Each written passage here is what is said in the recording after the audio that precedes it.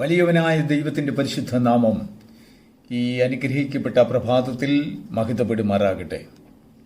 ഇന്നത്തെ വചനവുമായി ബന്ധപ്പെട്ട് എനിക്കൊരു ചെറുപ്പകാലത്തുള്ള ഒരു അനുഭവം, ഒരു സംഭവം എൻ്റെ ഓർമ്മയിൽ വരികയാണ്. അന്ന് ഞാൻ കൂടി നടന്നു പോയിക്കൊണ്ടിരുന്ന സഭയിൽ ഏതാണ്ട് ഒരു 55 വർഷത്തിന് മുമ്പുള്ള ചരിത്രമാണ് പറയുന്നത്. അവിടെ ഒരു വിശ്വാസിയുടെ ഭവനത്തിൽ ഒരു ഉന്തുവണ്ടി വാങ്ങി. അന്നത്തെ കാലത്ത് ഒരു ഉന്തുവണ്ടി വാങ്ങുക എന്ന് പറഞ്ഞാൽ വലിയ സംഭവമാണ്. 2-3 സൈക്കിളും ഉന്തുവണ്ടിയും ഒക്കെയുള്ള വീട് ഒക്കെ അത് എല്ലാവർക്കും ഇല്ല. അപ്പോൾ ആ ഉന്തുവണ്ടി വാങ്ങിയതിൻ്റെ പിറ്റേ ദിവസം അത് അവർ ആലപ്പുഴയിൽ നിന്നാണ് ആ വണ്ടി പോയി കൊണ്ടുവന്നത്. അപ്പോൾ അതാ കൊണ്ടുവരുന്നതും അത് കൊണ്ടുവന്ന് കഴിഞ്ഞിട്ട് അതിന് പെയിൻറ്റിങ് ചെയ്യുന്നതും എന്തൊക്കെയോ ലൈസൻസ് നമ്പരും ഒക്കെ എഴുതുന്നതും ഒക്കെ എൻ്റെ ചെറുപ്പകാലത്ത് അന്ന് ഞാൻ വളരെ ഇൻട്രസ്റ്റോടു കൂടിയാണ് അതൊക്കെ നോക്കിക്കണ്ടത്. അപ്പോൾ പറയുവാൻ വന്നത്, ആ ഉന്തുവണ്ടി വാങ്ങിയതിൻ്റെ പിറ്റേ ആഴ്ചയിൽ ആ ഭവനത്തിലൊരു പ്രാർത്ഥന നടത്തി. അപ്പോൾ ആ പ്രാർത്ഥന നടത്തിയിട്ട് അന്നൊരു സൽക്കാരവും മറ്റുമൊക്കെ വിശേഷമായിട്ടുള്ള ഒരു ദിവസമായിരുന്നു. വളരെ അനുഗ്രഹിക്കപ്പെട്ട ഒരു മെസ്സേജൊക്കെ അന്നത്തെ നടത്തിപ്പുകാരൻ അവിടെ കർത്തൃദാസൻ അവിടെ കൊടുക്കുകയുണ്ടായി. അത് കഴിഞ്ഞിട്ട് എല്ലാവരും കൂടെ ചെന്ന് ആ ഉന്തുവണ്ടിയിൽ കൈവച്ച് പ്രാർത്ഥിച്ചു. അപ്പോൾ എൻ്റെ മനസ്സിലുണ്ടായിരുന്നത്, ഒരു കേവലം മരം കൊണ്ടുണ്ടാക്കിയ ഒരു ഉന്തുവണ്ടിയിൽ ഇങ്ങനെ സവിസ്തരം പ്രാർത്ഥിക്കേണ്ട ആവശ്യം എന്താ? ആ ഉന്തുവണ്ടിക്ക് എന്തറിയാം? അതിന് ജീവനില്ലല്ലോ. അപ്പോൾ സാധാരണ ഒരു മോട്ടോർ വണ്ടിയാണെങ്കിലൊക്കെ അത് ഓടുന്ന അതിന് വേറൊരു രീതിയാണല്ലോ. ഇത് മനുഷ്യൻ വലിച്ചുകൊണ്ട് നടക്കുന്ന ഈ ഉന്തുവണ്ടിക്ക് കൈവച്ച് പ്രാർത്ഥിക്കാൻ എന്താണ്? അങ്ങനെയൊക്കെ ആ ദൈവദാസൻ ഒരു വാചകം അവിടെ ഉപയോഗിച്ചു. എത്ര വലിയ ഭാരം കയറ്റിയാലും ഈ വാഹനത്തിന് കർത്താവേ യാതൊരു അനർത്ഥവും കേടുപാടും ഉണ്ടാകരുത്. അതെൻ്റെ മനസ്സിൽ വളരെ കാര്യമായിട്ട് എൻ്റെ മനസ്സിൽ അത് പതിച്ചു. എത്ര ഭാരം കയറ്റിയാലും വാഹനത്തിന് കേടുപാടുണ്ടാകരുത്. അപ്പോൾ എനിക്ക് മനസ്സിലായി, അതിനുവേണ്ടിയാണ് ഈ പ്രാർത്ഥിച്ചത്. എന്നാൽ ചില നാളുകൾക്ക് ശേഷം അമിത ഭാരം കയറ്റി പല വാഹനങ്ങൾ വഴിയിൽ പെട്ടുകിടക്കുന്നത്, പെട്ടുകിടക്കുന്നത്, സൈഡിലേക്ക് വലിയ വയലിലേക്കൊക്കെ മറിയുന്നതും ഒക്കെ ഞാൻ കണ്ടിട്ടുണ്ട്. അപ്പോഴാണ് എനിക്ക് മനസ്സിലായത്, ഇതിനാണ് ദൈവദാസന്മാർ അന്ന് പ്രാർത്ഥിച്ചത്. അമിത ഭാരം കയറ്റി പോകുന്ന വാഹനങ്ങളെയൊക്കെ ഇന്നത്തെ കാലത്ത് പോലീസ് പിടിച്ചതിന് പിഴയിടുന്നതൊക്കെ നമുക്കറിയാം. അത് വളരെ അപകടം വരുത്തി വയ്ക്കും. അത് തന്നെയല്ല, ആ വാഹനത്തിന് വലിയ കേടുപാടുണ്ടാക്കും. ഇന്ന് ദൈവത്തിൻ്റെ വചനം നമുക്ക് നൽകുന്നത്, എത്ര ഭാരം കയറ്റിയാലും വാഹനത്തിന് കേടുവരാത്ത ഒരു സംഭവത്തെക്കുറിച്ചാണ്. യോഹന്നാന്റെ സുവിശേഷം 21-ാം അധ്യായത്തിൻ്റെ ആരംഭം മുതൽ നമ്മൾ വായിക്കുമ്പോൾ, അപ്പോസ്തലനായ പത്രോസും തൻ്റെ കൂടെ ഉണ്ടായിരുന്ന ചുരുക്കം ശിഷ്യന്മാരുമൊക്കെ വളരെ ദുരിതത്തിലായിട്ടുള്ള ഒരു സന്ദർഭമുണ്ടായി. കർത്താവിൻ്റെ ഉയർത്തെഴുന്നേൽപ്പിന് ശേഷം, സത്യം പറഞ്ഞാൽ കർത്താവിനോടുകൂടെ അവരായിരുന്നപ്പോൾ എന്തൊക്കെയോ അന്നത്തേക്കുള്ളതായ ചെലവിന് മാത്രമേ അവരുടെ കയ്യിൽ പണമുണ്ടായിരുന്നുള്ളൂ എന്നാണ്, അല്ലെങ്കിൽ അങ്ങനെ ഒരു വിശ്വാസത്താലുള്ള ഒരു ജീവിതമായിരിക്കണം അവർ ജീവിച്ചത്. കാരണം കർത്താവ് ഉയർത്തുന്നിട്ട് 2-3 ദിവസം ആയപ്പോഴത്തേക്ക് അവർ പാപ്പരായി ഒരു നയാ പൈസ പോലും പത്രോസിൻ്റെയും ശിഷ്യന്മാരുടെയിലും ഇല്ല. എല്ലാവരും ഉപജീവനാർത്ഥം അങ്ങോട്ടും ഇങ്ങോട്ടും 2-3 ദിവസത്തിനകം ചിതറി. എന്നാൽ പത്രോസ് 2-3 ശിഷ്യന്മാരോട് പറഞ്ഞു, ഞാൻ ഇനിയും നിന്നിട്ട് കാര്യമില്ല, കഴിക്കുവാൻ ആഹാരത്തിനൊക്കെ ബുദ്ധിമുട്ടും. 5 അപ്പം കൊണ്ട് 5000 പേരെ പോഷിപ്പിച്ച കർത്താവ് നമ്മുടെ ഇടയിൽ നിന്ന് അങ്ങ് പോയി. നമുക്ക് ഗുരുവും പോയി, ജോലിയും പോയി, നമ്മുടെ വള്ളവും വലയും എല്ലാം നഷ്ടപ്പെട്ട അവസ്ഥയിലാണ്. അതുകൊണ്ട് എവിടെയെങ്കിലും വള്ളവും വലയുമൊക്കെ പടകമൊക്കെ വാടകയ്ക്ക് എടുത്തിട്ട് നമുക്ക് സ്വല്പമായിട്ട് മീൻ പിടിച്ച് ജീവിക്കാം. ഞാൻ മീൻ പിടിക്കാൻ പോവുകയാണ് എന്ന് പത്രോസ് പറഞ്ഞപ്പോൾ മറ്റുള്ള ശിഷ്യന്മാരും തന്നോടുകൂടെ ഉണ്ടായിരുന്നവരും അവനോടൊപ്പം ചേർന്ന് ഞങ്ങളും പോരുന്നു എന്ന് പറഞ്ഞു. ദൈവത്തിന് സ്തോത്രം. രാത്രി മുഴുവനും അവർ അധികം പുറംകടലിലേക്ക് പോയതായിട്ട് നമുക്ക് തോന്നുന്നില്ല. കാരണം കരയിൽ നിന്നവരുമായിട്ട് അവർ സംഭാഷണത്തിൽ ഏർപ്പെടുന്നു. അത്ര വലിയ ആഴക്കടലിലേക്ക് ആ വള്ളവുമായിട്ട് അല്ലെങ്കിൽ ആ പടകുമായിട്ട് പോയില്ല. പ്രഭാതയാമത്തിൽ യേശു അവരെ തേടി വന്നു. കർത്താവ് വിളിക്കുന്നത് കുഞ്ഞുങ്ങളെ എന്നാണ്. അപ്പോൾ അതുവരെയും വിളിച്ചിട്ടില്ലാത്ത ഒരു സ്വരം, ഒരു വാക്ക്. യേശു അവരോടുകൂടെ, ഗുരു അവരോടുകൂടെ ആയിരുന്നപ്പോൾ അവരോട് അങ്ങനെയുള്ള സ്നേഹിതന്മാരെ പോലാണ് ഇടപെട്ടിരുന്നത്. അല്ലെങ്കിൽ തൻ്റെ ശിഷ്യന്മാരും ഗുരു എന്നുള്ളതായ റെസ്പെക്റ്റ്, ആ ഒരു അളവിലാണ് അവരോട് സംസാരിച്ചുകൊണ്ടിരുന്നത്, കൂട്ടുകാരെ പോലൊക്കെ. എന്നാൽ ഇപ്പോൾ ആ വിളിച്ച ആളൊരു യേശു ആണെങ്കിൽ ആ യേശുവിൻ്റെ ഒരു പുതിയ രൂപം, കുഞ്ഞുങ്ങളെ എന്നുള്ളതായ ഒരു സംബോധന, താൻ പിതാവോ മാതാവോ അല്ലെങ്കിൽ ഒരു പ്രായമുള്ള ഒരു വ്യക്തിയോ ഒരു എന്താണ് പറയുന്നത്, ഒരു വലിയൊരു സംരക്ഷണ ചിന്ത തൻ്റെ നാവിൽ നിന്ന്, ആ ശബ്ദത്തിൽ നിന്ന് ശിഷ്യന്മാർ കേട്ടു. തിരിഞ്ഞു നോക്കിയപ്പോൾ യേശുവാണെന്ന് അവർക്ക് സംശയം തോന്നി. യേശുവാണെന്ന് അവർ ഉറപ്പിച്ചു. കർത്താവ് അവരോട് ചോദിക്കുകയാണ്, കൂട്ടുവാൻ വലുതുമുണ്ടോ? അപ്പോൾ പത്രോസ് മറുപടി പറഞ്ഞു, ഞങ്ങൾ രാത്രി മുഴുവനും പ്രയത്നിച്ചു. ഞങ്ങൾ സ്വതവേ മീൻപിടുത്തക്കാരാണ്. മീൻ പിടിക്കാനൊക്കെ ഞങ്ങൾക്കറിയാം. കടലിൻ്റെ ഇളക്കവും ഓളങ്ങളുടെ ചാരവും അല്ലെങ്കിൽ മീനിൻ്റെ ആ നീക്കവും ഒക്കെ ഞങ്ങൾക്ക് നല്ലതുപോലെ അറിയാം. എന്നിട്ടും ഞങ്ങളുടെ ബുദ്ധി പ്രവർത്തിച്ചില്ല. ഞങ്ങൾക്കൊരു മീനെ പോലും കിട്ടിയില്ല. നമ്മുടെ മലയാള ഭാഷയിൽ പറഞ്ഞാൽ ഒരു പൂഞ്ഞാനെ പോലും കിട്ടിയില്ലെന്ന് പറയാം. അപ്പോൾ അവർക്കൊന്നും കിട്ടാതിരുന്നതായ സ്ഥാനത്ത് കർത്താവ് പറഞ്ഞു, സാരമില്ല, നിങ്ങൾക്കൊന്നും കിട്ടിയില്ല എങ്കിലും നിങ്ങൾ ഭാരപ്പെടണ്ട, പടകിൻ്റെ വലതുവശത്ത് വല വീശുക എന്ന് പറഞ്ഞു. അവർ വല വീശി. കർത്താവിൻ്റെ വാക്ക് കേട്ടുകൊണ്ട് അവർ വല വീശി. അവിടെ എഴുതിയിരിക്കുന്നത്, ഒരു പെരുത്ത മീൻകൂട്ടം വലയിൽ കുടുങ്ങി. ദൈവത്തിന് മഹത്വം ഉണ്ടാകട്ടെ. പ്രിയപ്പെട്ട, ദൈവത്തിൻ്റെ വചനം നമ്മെ ഇന്ന് ഗ്രഹിപ്പിക്കുവാൻ ആഗ്രഹിക്കുന്നതായ ആ വിഷയം എന്താണെന്ന് ചോദിച്ചാൽ, ശിഷ്യന്മാർ വലിയ മീൻകൂട്ടം കുടുങ്ങിയതായ വല കരയ്ക്ക് വലിച്ചു കയറ്റി. അതിൻ്റെ 21-ാം അധ്യായത്തിൻ്റെ 11-ാം വാക്യം വായിക്കുമ്പോൾ, ശിമോൻ പത്രോസ് കയറി 153 വലിയ മീൻ നിറഞ്ഞ വല കരയ്ക്ക് വലിച്ചു കയറ്റി. അത്ര വളരെ ഉണ്ടായിട്ടും വല കീറിയില്ല. സ്തോത്രം. ഇതാണ് സാധാരണയായി അതിനെക്കുറിച്ച് ഇംഗ്ലീഷിൽ പറഞ്ഞിരിക്കുന്നത് ഗ്രേറ്റ് ഫിഷ് എന്ന് പറഞ്ഞാൽ ഭീമാകാരമായ 153 മീനുകൾ ഈ ചെറിയ വലയിൽ കുടുങ്ങിയിരിക്കുകയാണ്.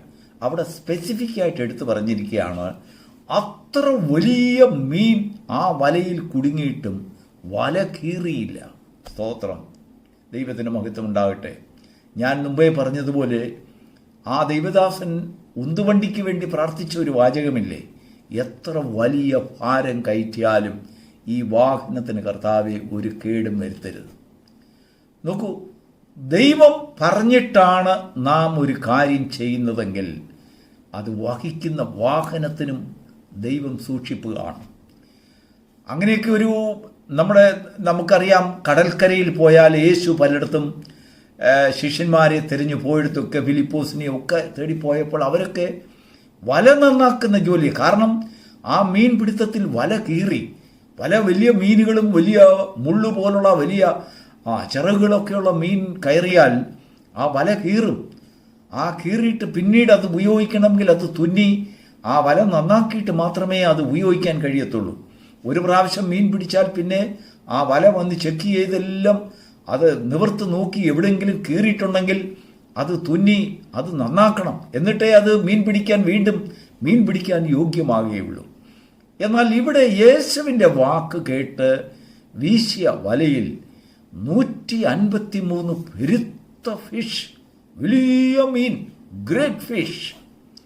അത്ര വലിയ മീൻ കയറിയിട്ടും അവിടെ യോഹന്നാൻ എഴുതിയിരിക്കുകയാണ്, തീർച്ചയായിട്ടും വല കീറേണ്ടതാണ്. ആ മീനെ ഉൾക്കൊള്ളുവാൻ ആ വലയ്ക്ക് കഴിവില്ല. എങ്കിലും യേശു പറഞ്ഞ് വീശിയ വലയിൽ കുടുങ്ങിയ മീനെ കൊണ്ട് ആ വല കീറിയില്ല. പ്രിയപ്പെട്ട ദൈവമക്കളെ, പലപ്പോഴും ദൈവം നമുക്ക് തരുന്നത് സകലവിധ സംരക്ഷണയോടുകൂടിയിട്ടുള്ള ദാനങ്ങളായിരിക്കും.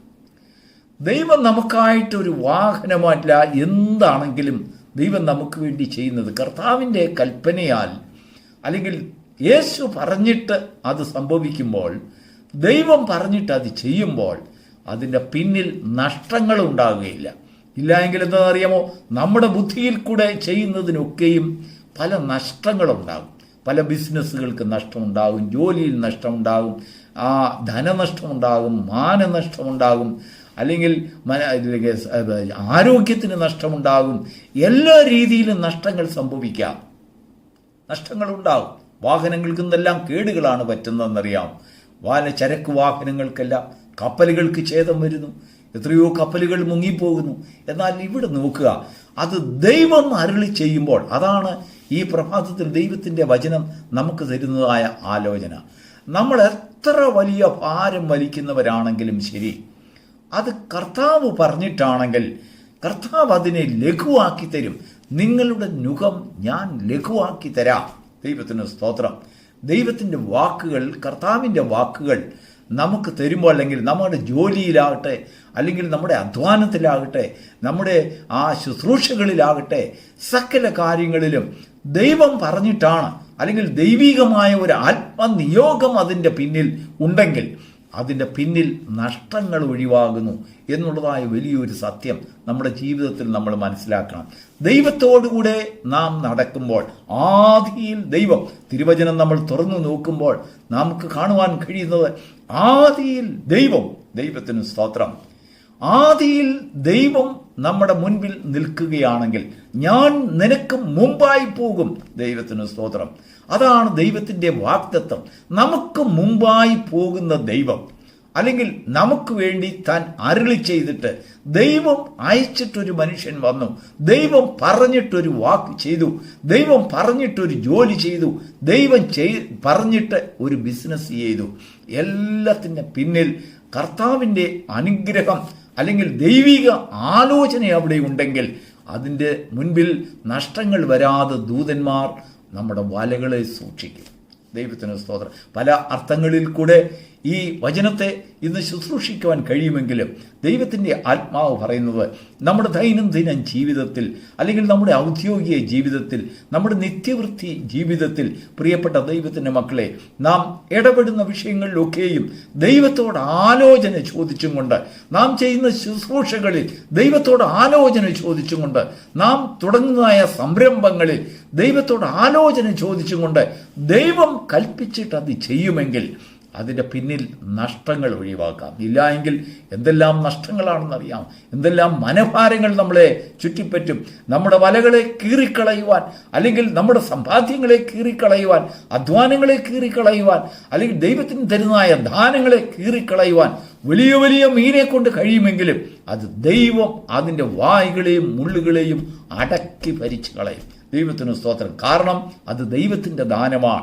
ദൈവത്തിൻ്റെ ദാനം, ദൈവം തരുന്ന ദാനത്തിൽ, ആ ദാനത്തോടുകൂടെ നമുക്ക് സംരക്ഷണവും ഉറപ്പാക്കുന്നു എന്നുള്ളതാണ് സത്യം. ദൈവത്തിന് ഇതാണ് ക്രിസ്തീയ ജീവിതത്തിൽ, ഒരു വിശ്വാസ ജീവിതത്തിൽ ഒരു ഭക്തനെ സംബന്ധിച്ചിടത്തോളം അവൻ ദൈവത്തിൽ ആശ്രയിക്കുന്ന വ്യക്തിയെങ്കിൽ അവനുള്ളതൊക്കെയും ദൈവമാണ് സൂക്ഷിക്കുന്നത്. നോക്കൂ, യോബിനെ കുറിച്ച് സാത്താൻ പറയുന്നത്, നീ അവനുള്ളതൊക്കെയും വേലികെട്ടി സൂക്ഷിക്കുന്നുവല്ലോ. അപ്പോൾ നാം അറിയാതെ നമുക്ക് ചുറ്റും ദൈവം ഒരു വേലി കെട്ടിയിട്ടുണ്ട്. ശത്രു കയറാതെ, പിശാചി കയറാതെ, അല്ലെങ്കിൽ നമ്മുടെ എതിരാളികൾ കയറാതെ, നമ്മുടെ പരിഹാസികൾ കയറാതെ നമുക്ക് ചുറ്റും ദൈവം നാം അറിയാതെ വേലി കെട്ടും. ദൈവത്തിന് ആ വേലി വളപ്പിൽ ആർക്കും കയറുവാൻ കഴിയത്തില്ല. അതാണ് ഒരു ഭക്തനെ സംബന്ധിച്ചോളം വിശ്വാസ ജീവിതത്തിലെ പ്രത്യാശ. അവൻ ദൈവത്തിൽ നിന്ന് അനുഭവിക്കുന്നതായ ആ സൗഭാഗ്യം അതാണ്. ദൈവത്താൽ വേലി കെട്ടപ്പെട്ടിട്ടുള്ളതായ ഒരു കോമ്പൗണ്ടിനുള്ളിൽ, അവൻ്റെ സംരക്ഷണയിൽ, അവൻ നമ്മുടെ പാറയായി പരിചയായി കൂടെയുള്ളപ്പോൾ നമുക്ക് നഷ്ടങ്ങൾ വരാതെ ദൈവം നമ്മെ സൂക്ഷിക്കുന്നു. ദൈവത്തിന് സ്തോത്രം. ദൈവത്തിൻ്റെ വാക്ക്, അല്ലെങ്കിൽ കർത്താവിൻ്റെ വാക്കുകൾ, കർത്താവിനോട് ആലോചന ചോദിച്ചും കൊണ്ട് നാം ഒരു സംരംഭങ്ങളിൽ ഏർപ്പെടുമ്പോൾ, നമ്മുടെ ജീവിത സരണികളിൽ ഏർപ്പെടുമ്പോൾ, നമ്മൾ ചെയ്യുന്ന ഓരോ വിഷയത്തിലും ദൈവത്തോട് ആലോചന ചോദിച്ചുകൊണ്ട് തുടങ്ങുകയാണെങ്കിൽ നമ്മുടെ വിദ്യാഭ്യാസത്തിൽ, നമ്മുടെ ജോലിയിൽ, നമ്മുടെ സമ്പാദ്യത്തിൽ, നമ്മുടെ എല്ലാ കാര്യങ്ങളിലും ദൈവത്തോട് ആലോചന ചോദിച്ചിട്ട് കർത്താവിൻ്റെ സന്നിധിയിൽ നാം പറയണം, കർത്താവേ, എൻ്റെ ബുദ്ധി കൊണ്ട് ഞാൻ ഈ രാത്രി മുഴുവനും അധ്വാനിച്ചിട്ടും എനിക്കൊന്നും ലാഭമുണ്ടായില്ല. നമ്മുടെ ബുദ്ധിയിൽ നിന്ന് കിട്ടുന്നതിന്മേൽ സംരക്ഷണം ഉണ്ടാകത്തില്ല. എന്നാൽ ദൈവം ആലോചന തന്നിട്ടുണ്ടാകുന്നതിലൊക്കെയും ദൈവത്തിൻ്റെ സൂക്ഷിപ്പും സംരക്ഷണവും ഉണ്ടാകും. ഈ വലിയ സൗഭാഗ്യത്തെ ദൈവത്തിൽ നിന്ന് അനുഭവിക്കുവാനുള്ളതായ ഒരു വിശ്വാസം, ഒരു പ്രത്യാശ, ഒരു ആത്മീയ സന്തോഷം, ഒരു ദൃഢമായ ഒരു തീരുമാനം, ദൈവത്തോട് ആലോചന ചോദിച്ചുകൊണ്ട് ഞാൻ എല്ലാതും ചെയ്യും എന്നുള്ളതായ ഒരു തീരുമാനം നമ്മുടെ ജീവിതത്തിൽ ഉണ്ടാകുമെങ്കിൽ അതിൻ്റെ അവസാനം അനുഗ്രഹമായിരിക്കും. ആ അനുഗ്രഹത്തെ പ്രാപിക്കുവാൻ തക്കവണ്ണം ഈ പ്രഭാതത്തിൽ ഈ ദിവ്യ വചനം നിനക്ക് അനുഗ്രഹമായി തീരട്ടെ. ദൈവം നിന്നെ സഹായിക്കട്ടെ. God bless you.